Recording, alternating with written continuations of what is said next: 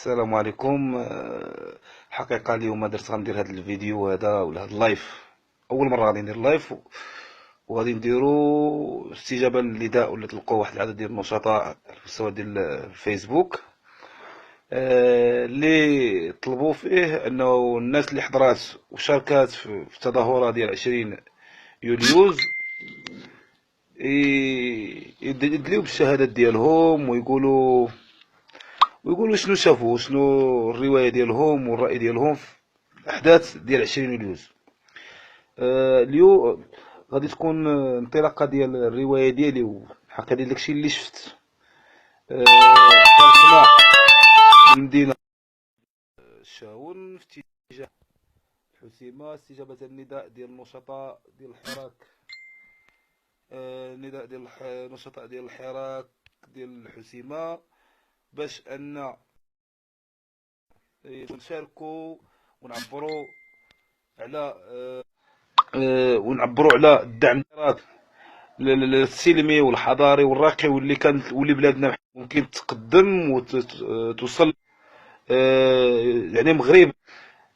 في البداية في الصباح ديال يوم الأربعاء، وصلنا يوم الأربعاء اللي كنا كنتوقعوا تطويق المدينة ديال الحسيمة غادي يكون قمع ومنع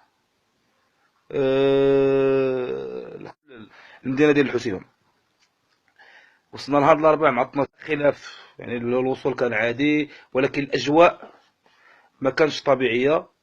كانت المدينة يوم الأربعاء 19 يوليوز كتعيش واحد الوضع أمني ولا بغينا كما كيسميوه هما، واحد الوضع ديال التطويق والترهيب، ولكن في المقابل كانوا الحضور ديال الشعارات ديال الريف، مطالب ديال الريف عند واحد العدد كبير ديال الناس، ناس على الناس، شباب صغار، اطفال، نساء، رجال، كلشي ما تمشي الشعار ديال عاش الريف حاضر بقوه. في كاين عاش الريف حاضر بقوه، ديما كنسمعوا عاش الريف من الاطفال بالشباب بالنساء، لدرجه ان حتى المطعم اللي تغدينا فيه كتسمع فيه عاش الريف. ديك اليوم هذاك المهم استمر اليوم بهذا الشكل هذا، التوافد ديال عدد ديال المناضلين، كانت حواجز امنيه الا بغينا الى اصطلح ان صح التعبير اللي منعات العدد الوصول. اللي غادي ناكد عليه ان اليوم الاول كان بهذا الشكل هذا، داز في واحد شويه واحد الجو ديال الترهيب والتطويق والى اخره. ابتداء من اليوم الاول كانت كتوصلنا انباء ديال المنع ديال التوافد ديال واحد العدد ديال الاشخاص المناضلين والمناضلات لمدينه الحسيمه باش تنفذ القرار ديال المنع الناس من الوصول للمدينه ديال الحسيمه. وهذه امر خطير وواحد ممارسه غير مقبوله. دونك من اجل تطبيق القانون، دوك الروايه الرسميه نهضروا بلغتهم، من اجل تطبيق القانون يجب خرق القانون، لان الدوله باش تطبق القانون غادي تخرق القانون وتمنع المواطنين من حقهم في التنقل بكل حريه في البلاد ديالهم. دونك هذا هو الخرق الاول والخطير اللي لاحظنا حنا كضيوف كوافدين على المدينه ديال الحسيمه. اما الناس اللي ساكنين تما راهم كيعيشوا داكشي بشكل يومي منذ 9 شهور، يعني منذ استشهاد ديال محسن فكري وحتى قبل منه بسنوات، ولكن الامور تطورت بشكل كبير في هذه الفتره الاخيره. منع ديال الناس من الوصول، وضع واحد العدد ديال الحواجز، تفتيش، بل انه ممكن واحد الدركي صغير ياخذ قرار ديال انه يرجع اسره كامله ولا يمنع الحسيمه زعما بداكشي مزاجي. الدوله تلقى العنان الناس ديالها كما بغاو، داكشي بدون ان دوك هذا الخرق الاول للقانون اللي بغيت نهضر عليه، اللي بغيت ندلي به انا قبل ما ندخل في التفاصيل ديال اليوم ديال 20 يوليوز. ملاحظه هو انه السكان ديال الحسيمه خصوصا الشباب ديالهم والنساء هذا كيتعاملوا بطريقه حضاريه راقيه مع الضيوف، مع الوافدين المدينه. الصوره والانطباع العام اللي عند المغاربه الانطباع العام اللي عند المغاربه ان الساكنه ديال الريف عنصريين، الى انه انطباع خطا.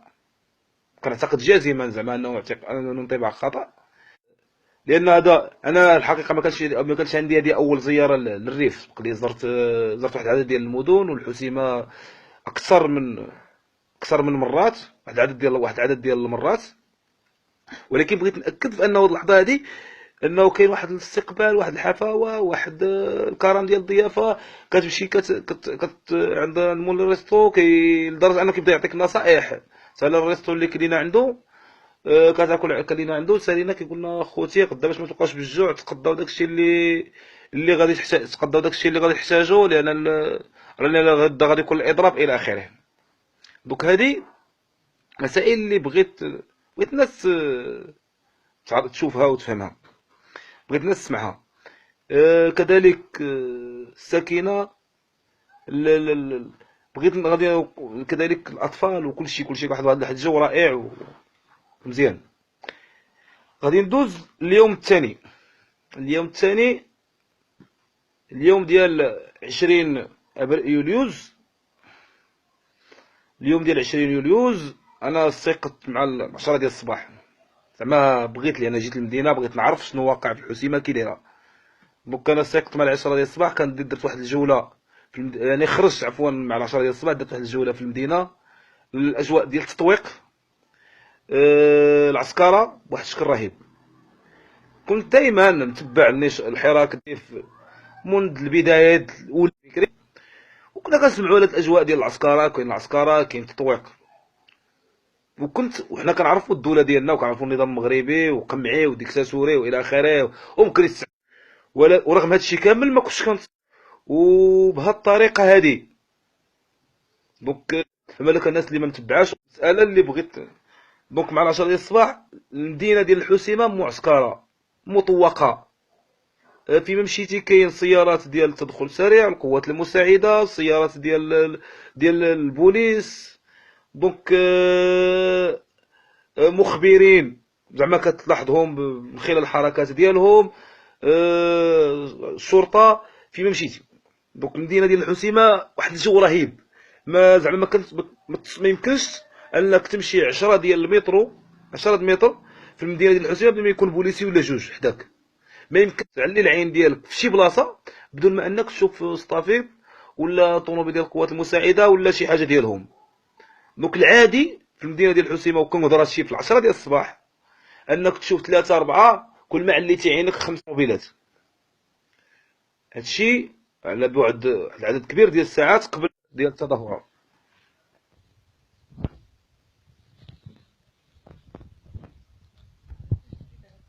دونك هذا اللي بغيت نزيد ناكد عليه. دونك درت واحد الجوله هي هذه.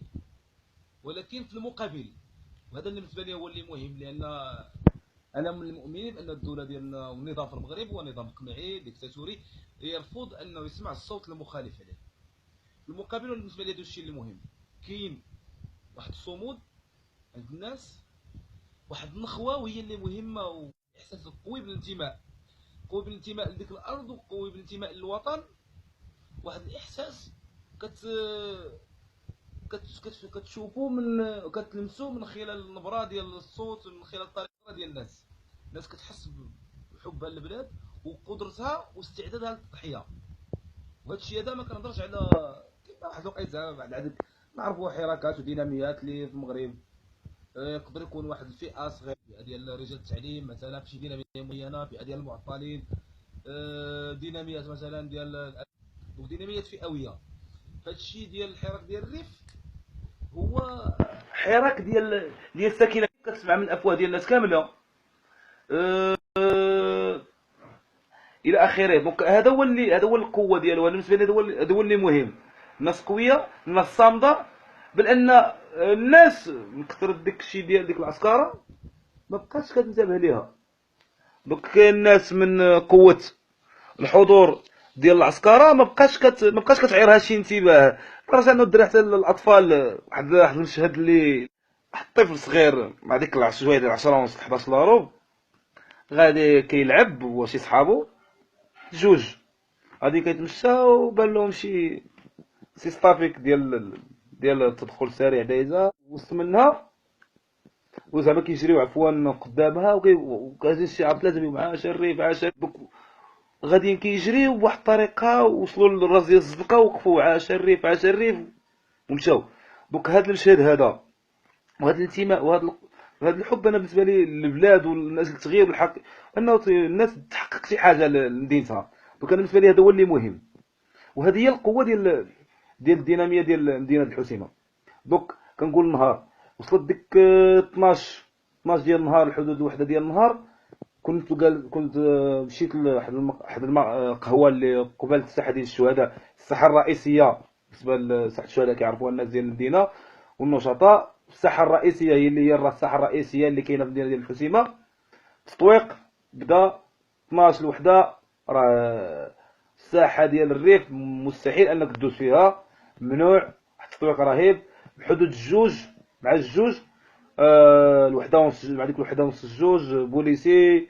دونك دار واحد بالاضافه للعدد ديال العدد كبير، ما نقدرش نقول العدد، ولكن ما يمكنش يكون اقل من 30 40 ديال السيارات ديال الشرطه ديال التدخل السريع والقوات المساعده اللي كاينين في وسط الساحه، بالاضافه لانه البوليس مطوقين الساحه من كل المنافذ. دونك هذا الحاله حدود ديك الواحده النهار، حدود ديك الوحده الجوج.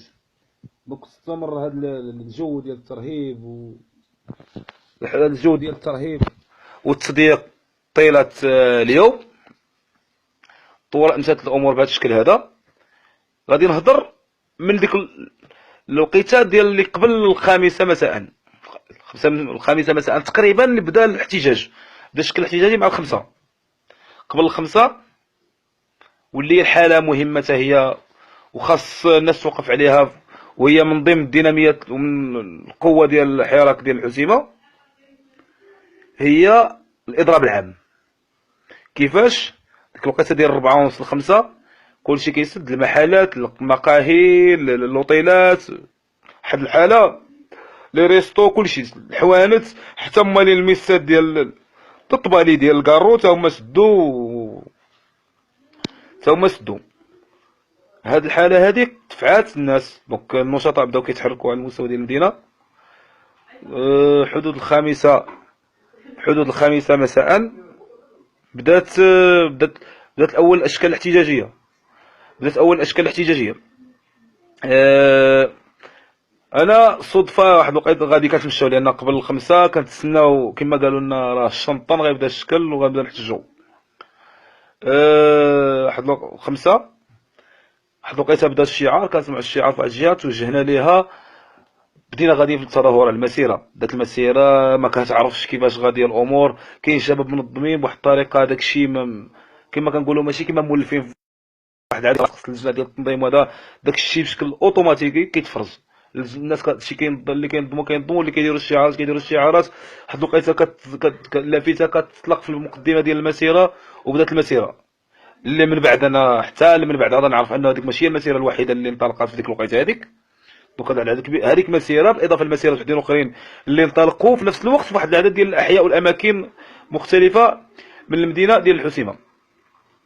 انطلقنا في المسيره بشكل سلمي، بشكل حضاري، والملاحظه الرئيسيه زعما انه كيفاش الناس ما كاينش حاجه اللي كتقاس، ما كاين حتى حاجه كتقاس، ما كيضربوا، ما كيعنفوا، ما كتحسش بانه هذا من الريف وهذا ماشي من الريف. ما حسيتش براسي في الحقيقه، ما حسيتش براسي غريب وسط ديك الناس. بحال زعما ما كتحس بانك راك ماشي ولد المنطقه ديال الاساسي. انطلقت التظاهره، بدينا واحد الوقيته كتلتحق بديك المسيره اللي كنت فيها، كتلتحق بها شي تظاهره واحده اخرى، الناس كتلتحق، العدد كيتضاعف بواحد الشكل. راه باغي تسائل كيفاش ملي كيجيو هاد الناس، ملي كيخرجوا، كيفاش المسيره قبيله كانوا واحد الوقيته في البدايه كانوا شويه ب10 الناس، شويه ولاو 100، شويه ولاو 1000، وما داك ما والالاف، ما تعرفش كيفاش داكشي كيفاش كيجي. المهم مسيره قضيه تلاقاو شي مسيرات، شي تظاهرات وحدين اخرين، التحاق ديال شباب وحدين اخرين، توجهنا. انا ما كنعرفش المدينه ديال الحسيمه زعما بالشوارع ديالها الى اخره، توجهنا في اتجاه واحد المسجد، مسجد كبير، هو اللي كنظن هو المسجد الكبير ديال المدينه. دونك قبل ما نوصلوا لديك الجهه هذيك، لان ديك الجهه باش غنهودوا باش غتشد الشارع، كيبدا كتبدا الكريموجين، ابدا الكريموجين بواحد الطريقه، المخزن كيدخل الكريموجين كيتضرب. انا في الاول بعدا باش تلقات اول عام اول كريموجين ما فهمتهاش، لان واحد لقى سنين في رجلي ما عرفتش داك الشيء، لان ما تصورش زعما بصح ما درتش السيناريو ديال ان المخزن ممكن يستعمل الكريموجين، زعما ما فكرتش فيه. دوك انا الوقيته اللي بدا الكريموجين ما عرفتش واش كنقول واش شبه البلد بحال شي قرعه واقيلا اللي تشيرات ولا هذا، لان هذاك شويه الدخان بداو الناس كيجريو شنو غيدار شنو غيدار، تفرقوا الناس بواحد الطريقه. داك الشيء زعما الهضره ما يمكنش زعما توصف الحقيقه ديال شنو وقع، ديال الحدث كما هو. دونك بدا الكريموجين، بداو الاغماءات. شويه تما انا تقاسيت، لان واحد الوقيته كنت في هذاك تقاسيت بزاف في عيني زعما الدخان والخنقه. كيجي عندي شي شباب كيعطيوني البصله كيقول لي دير بصله، رسول البصله كنديرها شويه، حس براسي وليت حسن. دونك مشات تقدمات رجعنا واحد الوقيته عاوتاني رجعنا للور، رجعنا لواحد البلايصه تما عاوتاني بداو الشعارات الكر والفر، والشباب كيتجمعوا، المخزن كيفرق كيستعمل الكريموجين. من بعد واحد المده ساعه نص ساعه ولا ساعه الشكل ديال هذا الوقت ما تقدرش تضبطو بشكل دقيق. كنرجعو حدا واحد الساحه اللي كنرجع من كنجبر راسي حدا واحد الساحه سميتها ساحه الريف، هي المكان اللي كنعرف مزيان. واحد الحي تمايا بداو الشعارات، الشباب كيرفعوا الشعارات كر والفر، لان ساحه الريف حتى هي كذلك كانت ساحه كانت مطوق كيمنعوا اي واحد انه يوصل ليها.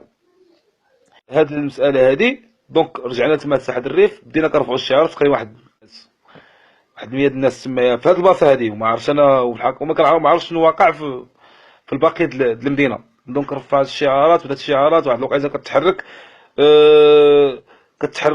كنتحركوا مشينا. كان واحد الوقيته انا كنشوف كنعتقد على المسيره خارجه غادي تخرج من المدينه ديال الحسيمه، وهذا واحد المشهد كان مزيان المهم بالنسبه ليا. بالنسبه للناس اللي كيعرفوا شويه الحسيمه، بحال خارجين بحال ديال محطات الكيران، شويه التظاهره كتقلب، التظاهره غاديه لتحت شويه، اللي كانوا في المقدمه التظاهره ولاو في المؤخره ديالها في الاخر ديالها، واللي كانوا في الاخر ديال المسيره ولاو في المقدمه ديالها. تقلبت التظاهره كترجع وبقات غاديه بواحد الطريقه، كتدخل في الاحياء، عدد الاحياء شعبيه، دخلت واحد العدد ديال الاحياء كتدور في الاحياء شعبيه. في ظرف واحد 45 دقيقه كاع حتى لساعه لما كان على ابعد تقدير، كينتقلوا ديك المئات ولا اقل من 100 ديال الناس، واحد الرقم ما نقدرش نقول، الاف المؤلفه ديال الشباب. الاساس كان العنصر ديال الشباب هو العنصر الاقوى، هو اللي كان حاضر بشكل كبير، ولاو الالاف. كيفاش هاد الناس هادو كيفاش استطاعوا انهم يحشدوا هاد المتظاهرين كاملين في ديك الاحياء الشعبيه وازقه ضيقه، كيفاش هاد الناس شنو العمل اللي كيديروه. لان التظاهره بحال الا بغينا نقولوا بحال الكره ديال الثلج، غاديه وكتكبر وما كتخلي حداها حتى حاجه، كتجمع كلشي. يعني الزنقه اللي دازت منها كتجمع الناس اللي فيها.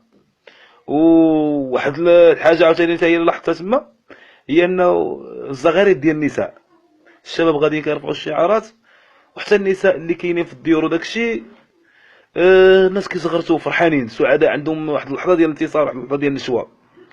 القرعي ديال الماء 10 متر 20 متر غادي تجبر واحد القرعه ولا بيدو ديال الماء، دونك الماء ما كانش مشكل. البصله ملي كان كيدار الكريموجين ما كانش مشكل، بل ان حتى كوكا اللي كيديروا بها اللي كيحيدوا بها الالم ديال الكريموجين العينين حتى هي ما كانش مشكل، كانت متوفره في كاع فيما مشيتي، خصوصا مع عند الناس اللي كيعطيوها. وكاين هادشي هذا. دونك انا باش نكمل، دونك انطلقت استمرت المسيره تقريبا واحد المده ديال 45 حتى ساعه. واحد الوقيته غادي المسيره غادي توجه وغترجع غتحاول ترجع لوسط المدينه، ولكن بكم من كبير بزاف، الالاف ديال البشر. الا ما زعما ما عرفتش واش نقدر نقول انه كنهضر على 10,000 واحد، الا ما نكونش مبالغ. ما تهبط ترجع تدخل لوسط المدينه بطريقه وحشيه، هادشي اللي عشتو. وفي نفس الوقت احتجاجات واشكال في جوايه وحده اخرى. دونك كاينين الناس في بلايص وحدين اخرين راهم تا هما خارجين وكيحتجوا. دونك التظاهره غادي تهود، حدا البشويه ديال المدينه، لان البلاكه قريتها. حدا البشويه ديال المدينه غيبدا التدخل بواحد الطريقه خطيره جدا. الكريموجين شي كيضرب، لان ما كانش غير واحد اللي كيضرب الكريموجين، كيضرب الكريموجين لتحت، وكانوا شي وحدين كيضربوا الكريموجين في الوسط ديال المسيره، لان المسيره كانت كبيره، كانوا كيضربوا الكريموجين في السماء باش يهود في الوسط ديال المسيره، باش يفرق الناس اللي اللور في اللي في الوسط ديال المسيره. دونك هادي بدون ما انهم زعما الكريموجين تهود على شي واحد للراس ولا هذاك، ما كنظن ان هادي اخر حاجه يفكروا فيها. لانهم في الحقيقه رهبتهم ديك القوه. واحد المشهد بقينا كنضحكوا عليه في ديك المساء، هو ديال شي واحد من ديك الناس اللي كيطلقوا، ديك البوليس اللي كيطلقوا الكريموجين، من ديك العدد الكبير ديال المتظاهرين. شنو غادي يدير؟ الخطأ اللي غيدير واحد الصديق كيعاود لنا، بغى يضرب مع التلفه، تلف ويضرب ويشير ويجاوب واحد صاحبو هنا في القرفده، شاف شي بوليسي واحد اخر في القرفده. دونك كانت هذا زعما من الطرائف، لان داك الشيء رهبهم. ضرب الكريموجين كيجيبها بصاحبو بوليسي معاه تما، جابها فيه ديال الصديق. المهم رجعنا التظاهرات، قامة ديال التظاهرات تفرقتين على النساء والاطفال والرجال والشباب، وخلصوا في هادشي كامل. الاعتقالات بلا ما نهضروا عليها، الاعتقالات كانت بدات قبل التظاهره. واحد الصديق عاود لي قال لي راه العدد الاعتقالات واش 170 ولا 180 ولا 300، انا ما عرفتش العدد بالضبط. جمعوهم هذو اللي تشدوا قبل التظاهره، كانوا دخلوهم الكوميساريه وقال لي راه جمعوهم تما في واحد الساحه، داكشي اللي جمعوهم في واحد الساحه وخلاوهم تمايا، والبوليس مطوقينهم في الساحه، في واحد الساحه، في شي ساحه وسط الكوميساريه. يعني العدد كبير، يعني حتى الحجرات ديال والزنازين اللي كاينه في الكوميساريه ما قدرش تهز العدد ديال المعتقلين، يعني المعتقلين ما داروش في الزنازين. بعد هذا الصديق هذا كما كيعاود لي. باش نكمل المساله ديال التظاهرات، متفرقات التظاهرات بواحد الطريقه وحشيه. كريموجين غادي يرجعوا اللور. واحد الوقيته كنجبر راسي في واحد الحي، حي شعبي، الشباب تمايا كيتظاهروا. دوك رغم انهم فرقوهم ديك المدينه في ديك البلاصه، واحد الحي، واحد المشهد اللي ما ننساش، هو انه كيفاش واحد السياره ديال تدخل سريع غاديه بواحد السرعه قصوى كتصدم واحد الشاب لاحتو. دوك هادي زعما غاديه بسرعه قصوى في اتجاه المتظاهرين في حي ما كنعرف السميه ديالو، ولكن راه حي راه في على المهم في الراس ديال الحسيمه، بقى غير الجبل بينو، كاين غير الجبل في الطرف ديال المدينه. يعني غاديه بسرعه قصوى كتضرب واحد غاديه بسرعه قصوى في اتجاه المتظاهرين. الشباب اللي كانوا تما كيحتجوا كيرفعوا الشعارات. قصوا. بالنسبه لواحد المساله عاوتاني اللي لاحظتها من بعد، شي اصدقاء كانوا الفردي تجبد. انا شفت لي شفت بعيني جوج بوليس اللي جبدوا الفردي، وسمعت الصوت ديال اطلاق النار. وهذه زعما اللي شي حاجه اللي غنأكدها وسعد نقولها فين ما كان. كيفاش، واش مطاطي ولا ماشي مطاطي ما نعرف. وهذا الشيء هذا المديريه العامه للامن الوطني ولا الحموشي يفتح فيه تحقيق، بامكانه يدير غير واحد يشوف البوليس اللي عنده تمايا ويحسبوا شحال ديال القرطاس اللي عطاهم وشحال باقي، ويعرفوا هذا الشيء هذا. وهذا الشيء بالنسبه لهم مساله سهله. في هذه المساله هذه كذلك واحد المشهد اللي مباشره من اجل الجبد الفردي، لان العمليه ديال انه ديك الصافي طلعت بسرعه كبيره وصدمت احد المحتجين، وتجبد الفردي لانه ديك الوقيته المحتجين كانوا كثر بزاف، واحد العدد كبير، وواحد البوليس خافوا انهم غادي يتعدوا عليهم، في حين انه راه زعما المشاهد اللي شافوها الناس راه كتاكد انه زعما يا من مره سميتهم يا مره الناس المتظاهرين حماو الشرطه وما خلوهم ما تعداوش عليهم. دونك واحد المشهد كذلك ديال معاد اللي اليوم معاد اللي اليوم كاين في حاله خطيره. حضرت وشت المشهد كيفاش هز معاد. دوك انا غنقول من خلال الراي، من خلال داكشي اللي شفت، لان كنت في واحد الزنقه ومعاد غيتهز من بلاصه وحده، من بلاصه حدايا قريبه بزاف. يا اما غادي نرجع، يا اما تضرب بالقرطاس ممكن، يا اما انه ديك السياره اللي كانت غاديه بديك السرعه دهساتو لان كانت متوجهه غاديه في اتجاه المتظاهرين. انا ما شفتش، ما نقدرش، لان ما شفتش اللحظه اللي تضرب فيها، لان ما عرفتش شكون. ولكن مباشره من بعد انه جبد الفردي وديك السياره ديال الشرطه غاديه بديك السرعه كبيره اتجاه المتظاهرين، مباشره هبنا بواحد 10 ديال الثواني جاو شي شباب خارجين من ديك الزنقه وهازين معاد. طولت عليه كنشوف الحاله ديالو، يعني ما يعني فاقد الوعي. الشباب سحب له مراه توفى، بداو ديك الساعات الله اكبر، الناس هزه وغاديه كتقول الله اكبر، صافي اعتقدت له حاله ديال الوفاه. مشينا هزيلو شويه، زادوا به الشباب وداوه كيتسناو السياره ديال الاسعاف، وخلوا والاخرين رجعوا. دوك هذا اللي شفت انا في هذه القضيه ديال معاد. دوك غادي نرجح، اما غادي نرجح انه ربما يكون تصدم بالسياره ديال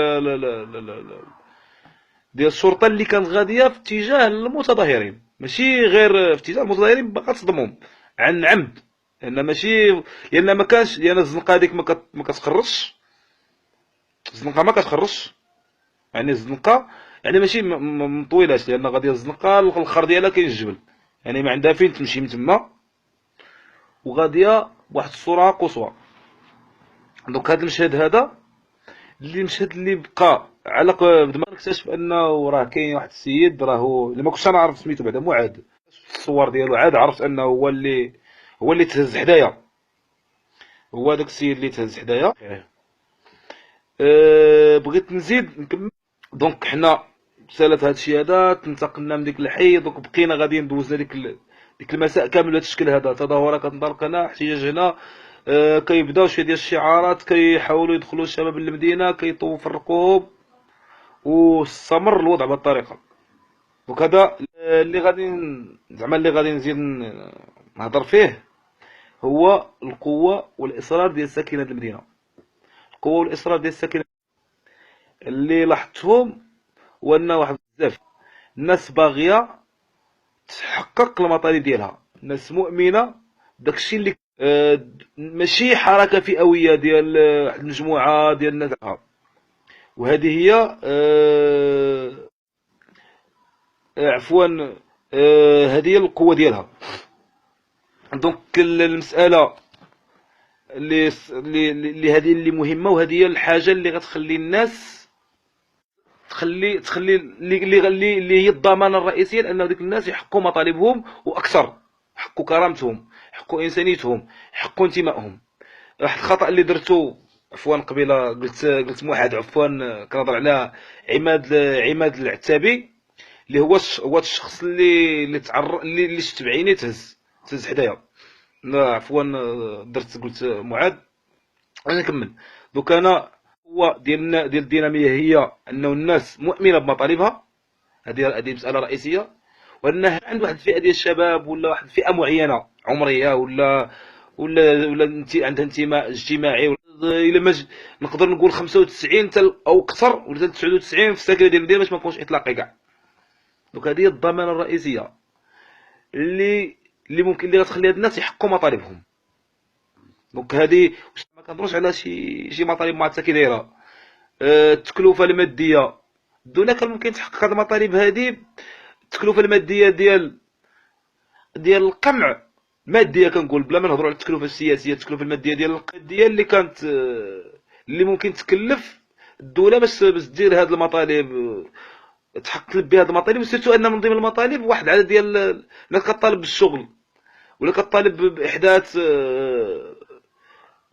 يعني خلق فرص ديال الشغل. وهذه كنهضروا على مسائل اللي غتولي هي كتدر كفابور. غدير شي حاجه بالنسبه للوصفه ديال السرطان، زعما كطالب به دابا، لان كنهضروا على ناس اللي الغازات المسيله وهادو ضحايا ضحايا ديال هاد السياسه هادي وباقيين كيطالبوا بها لحد الان. دونك المطالب كنقول ان خاصها تحقق. دونك هذا على المستوى ديال المطالب، مساله مهمه. المساله الثانيه اللي قلت انه الناس كامله هازه ومؤمنه بداك الشيء اللي باغيه، هو النفس الطويل. نفس طويل، لان الدوله واحد الوقيته كتراهن على الارهاق، انه الناس يجي واحد الوقيته يعياو، خرجوا سيمانه التظاهره الاولى، المسيره الثالثه، الرابعه، العاشره، وغادي يعياو. اليوم نشرت سعود من الاستشهاد ديال محسن بكري اليوم، والاحتجاج باقي. كنتمنى ان ما نوصلوش ونحتفلوا بالذكرى السنويه ديال الاولى الاستشهاد ديال محسن بكري والاحتجاج مازال. هذه مساله مهمه.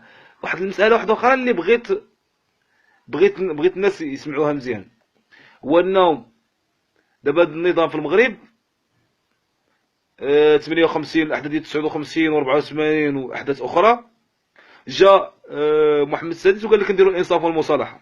واخا اوكي مزيان. دونك انت قلتي انه الحسن الثاني دار ودار ودار ودار بشكل غير ضمني، طبعا تقالت. دابا حنا غنديروا الانصاف والمصالحه. هادشي اللي كيدار اليوم مع الناس ديال الريف غادي يحيي، ولا غادي يحيي ديك الجراح القديمه ديال 58 و 59 وحتى الجراح اللي كانت قبل. انه كيفاش السلطه في المغرب توافقت مع المستعمر ضد المقاومه ديال عبد الكريم. هذا التاريخ، هذه ماشي حوايج اللي كنقولوهم حنا، هذه امور معروفه في التاريخ. دونك هاد الجراح كتعاود تحيا. اليوم ديك الطفل اللي عنده 6 سنين و7 سنين و10 سنين وكيشوف العسكره والقمع والاعتقال بديك الشكل هذاك، وواحد تشد له خوه وتضرب له اختو والى اخره، وتضرب هو الى اخره،